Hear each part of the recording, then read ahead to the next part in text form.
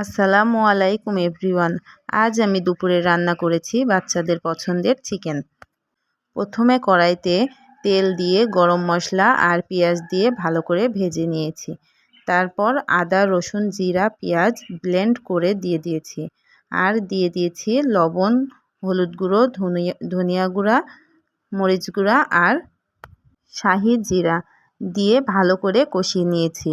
তারপর মুরগির মাংসগুলো দিয়ে দিয়েছি আর দিয়েছি কিছু কাঁচামরিচ দিয়ে একটু ভালো করে নাড়াচাড়া করে তার ভিতর কিছু আলু দিয়ে দিয়েছি, কারণ আমার ছেলে আলু ছাড়া মাংস খেতে পছন্দ করে না।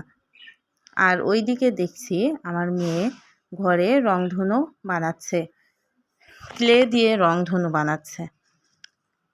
এটা দেখতে আমার ভালো লেগেছে, তাই আমি ভাবলাম আপনাদের সাথে শেয়ার করি।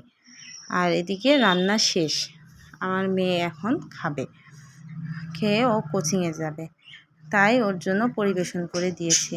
আর রংধনুটার ফাইনাল লুক এটা, আপনারা দেখে জানাবেন কেমন হয়েছে। আল্লাহ হাফেজ।